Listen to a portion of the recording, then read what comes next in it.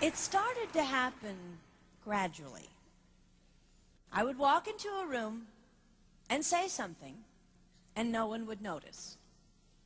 I would say, "Turn the TV down, please," and nothing would happen. So I would get louder. "Turn the TV down, please." Finally, I would have to go over and turn the TV down myself. And then I started to notice it elsewhere. My husband and I had been at a party for about 3 hours, and I was ready to go.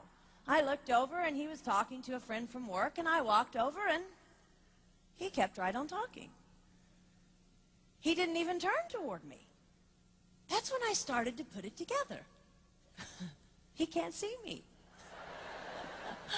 I'm invisible. I'm invisible. Then I started to notice it more and more.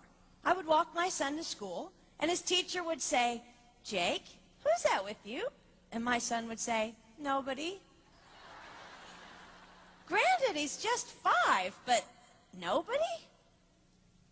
One night, a group of us gathered, and we were celebrating the return of a friend from England.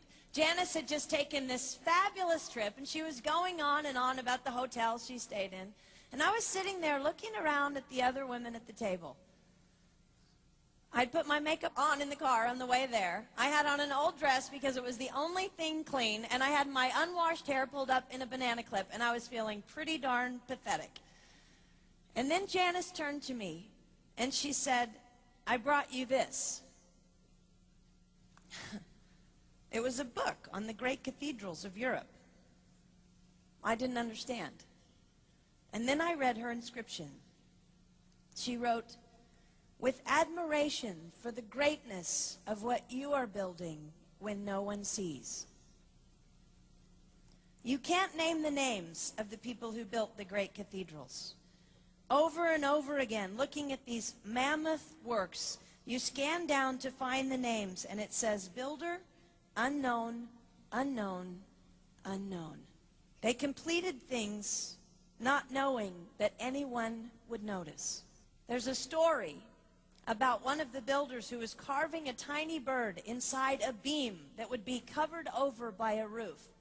And someone came up to him and said, "Why are you spending so much time on something no one will ever see?"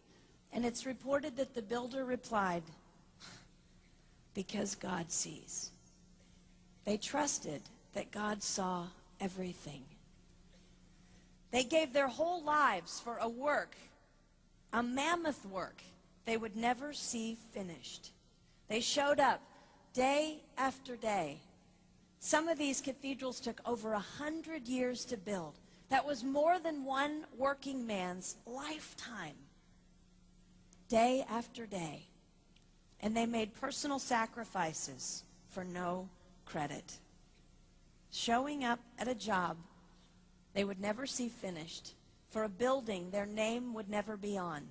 One writer even goes so far as to say no great cathedrals will ever be built again because so few people are willing to sacrifice to that degree. I closed the book, and it was as if I heard God say, "I see you. You are not invisible to me. No sacrifice is too small for me to notice. I see every cupcake baked, every sequin sewn on, and I smile over every one. I see every tear of disappointment when things don't go the way you want them to go. But remember, you are building a great cathedral. It will not be finished in your lifetime, and sadly, you will never get to live there. But if you build it well, I will." At times, my invisibility has felt like an affliction to me. But it is not a disease that is erasing my life. It is the cure for the disease of self-centeredness. It is the antidote to my own pride. It's okay that they don't see. It's okay that they don't know. I don't want my son to tell the friend he's bringing home from college, "You're not going to believe what my mom does. She gets up at 4 in the morning and she bakes pies and hand-bastes a turkey and she presses all the linens." Even if I do all those things, I don't want him to say that. I want him to want to come home. And secondly, I want him to say to his friend, you're going to love it there. It's okay that they don't see. We don't work for them. We work for him. We sacrifice for him. They will never see. Not if we do it right. Not if we do it well. Let's pray that our work will stand as a monument to an even greater God.